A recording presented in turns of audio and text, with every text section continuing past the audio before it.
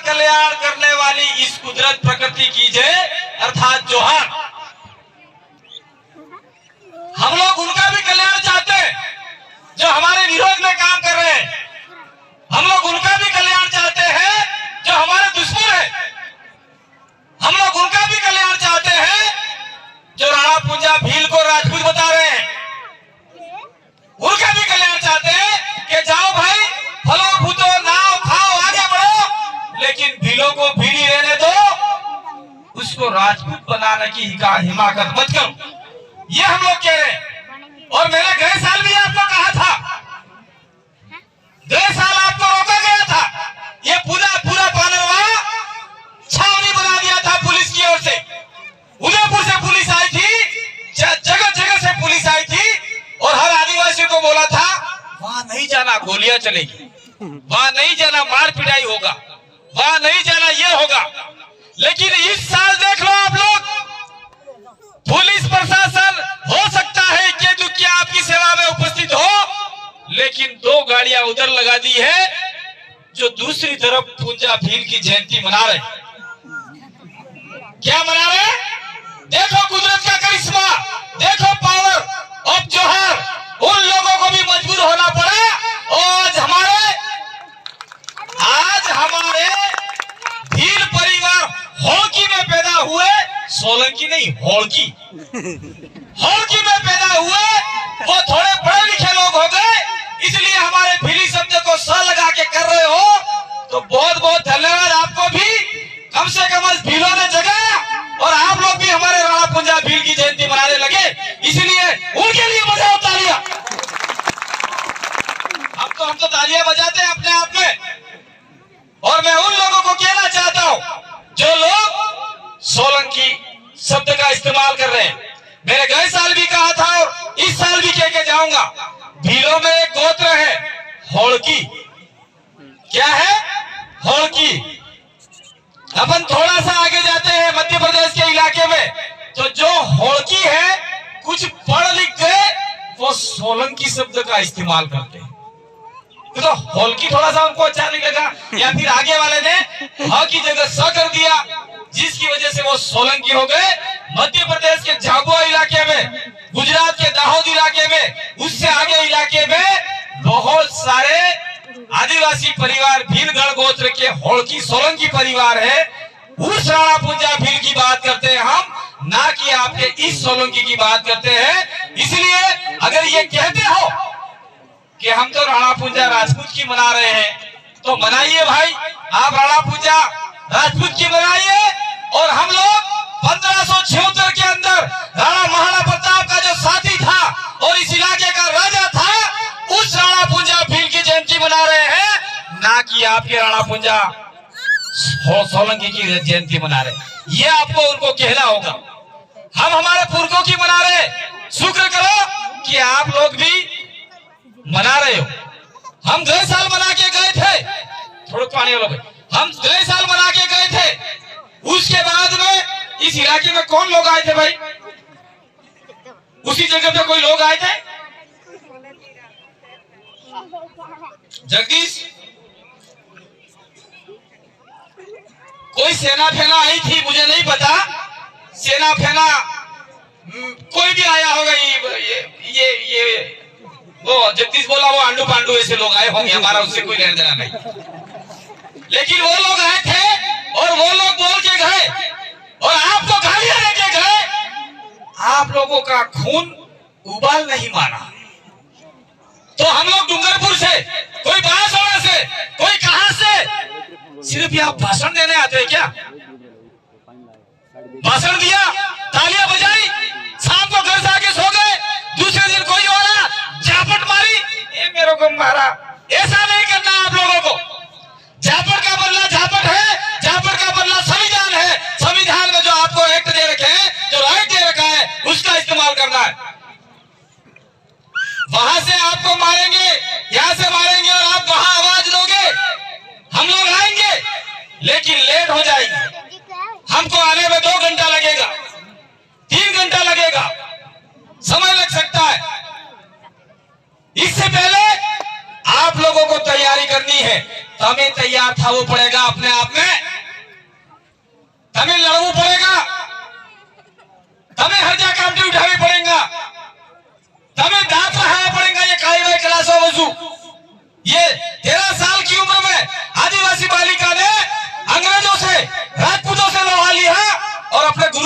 बचाने के लिए सिरे पे गोलियां खाई और आज उससे आप लोग ताकतवर हो। आपके पास साधन संपन्न है, आपके पास शिक्षा है। इस शिक्षा की देवी, साक्षरता की देवी ने आज हर आदिवासी महिला को शिक्षिका बनाया है। कोई पुलिस वाला है तो कोई कलेक्टर है तो कोई पटवारी है तो कोई न जाने क्या है। उस जमाने में हमारे लोग अनपढ़ हुआ करते थे, फिर भी कालीबाई क्लासवा जैसी दातरा लेके उस सिपाही के सामने हो गई।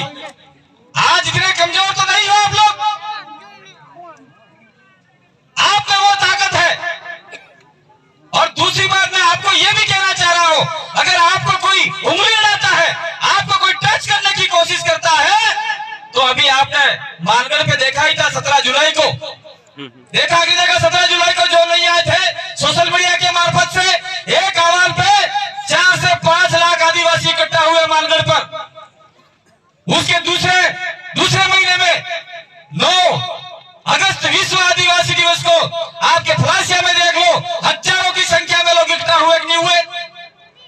हमारा डूंगरपुर देख लो, उदयपुर का इलाका देख लो, यहां से लेके आगे तक चले जाओ, लाखों की संख्या में लोग इकट्ठा हुए। तो क्या वो लोग आपकी सहायता के लिए नहीं आ सकते? वो लोग आ सकते हैं, लेकिन अगर आप में ताकत नहीं होगी, आप में डर होगा, तो कोई नहीं आएगा। जब तक पेट में छोटा बच्चा जब भूख लगता है, नानो सुनो रोए नहीं थे ना, एक काम करा वળી જાય એના આઈ રોए हुआ કરી રોए भाई मार मीमी थावड़ी है तो पसे પેલી એના આઈ મીમી थवड़ावेगा, नहीं तो એના આઈ मीमी नहीं थवड़ावे। नाना सोरा ने रुजा वगैरह कोने कहीं नहीं आले, इसलिए हम लोग आपको रोने के लिए नहीं बोल रहे हैं, लेकिन एकता बनाने के लिए बोल रहे हैं। अगर जिस दिन आपकी एकता प्रस्तावित हो गई और आपने आह्वान किया पूरे भील प्रदेश को, तो निश्चित रूप से आपके फलासिया जाड़ो कोरड़ा के अंदर लाखों की संख्या में आदिवासी भील समुदाय यहाँ पे पहुंचेगा। पूरे भील प्रदेश का ज्वाला यहाँ पे आ सकती है, लेकिन उसके लिए आपको तैयार तो होना पड़ेगा कि होना पड़ेगा। बिना खेत अपने खेतर में ओळाच्या वगर जोर वावी दियो, ओळाच्या वगर हाळ वावी दियो ने पसे एम थाय मारे 20 माणी हाळ थवानी ने गाडू भरीने माल थवानो ने कवला कुटी भराई जावे ने घंटाई नहीं भरे तो जारा खाई जी, जारा खाई जी।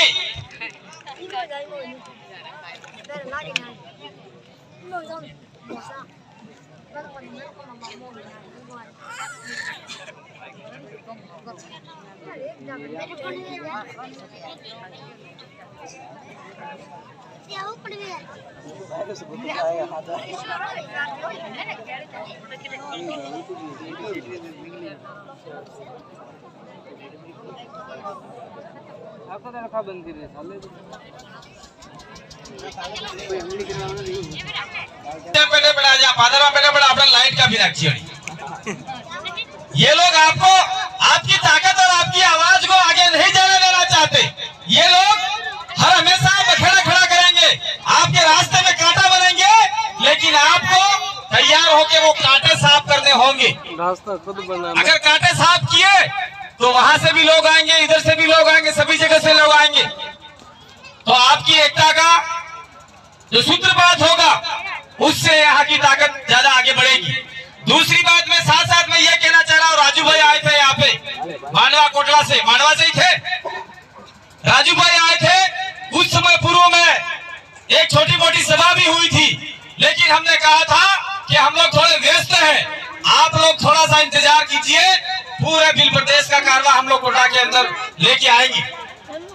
चलो आप लोगों ने थोड़ा सा कार्यक्रम कर दिया, लेकिन मैं आप लोगों को निश्चित और वादा करके जाना चाहता हूँ, जिस दिन कोल्ला के आदिवासियों ने पूरे भील प्रदेश को आह्वान किया तो हम लोग लाखों की संख्या में कोटले को फूल बना देंगे। पूरा कोटला आदिवासियों के चप्पे से गूंज उठेगा और हम लोग सरकार से डिमांड करेंगे, सरकार से मांग करेंगे कि आदिवासी इलाके में आपने बहुत डैम बना दी, अब हमें डैम की जरूरत नहीं है, अब हमारी जमीन बचानी है।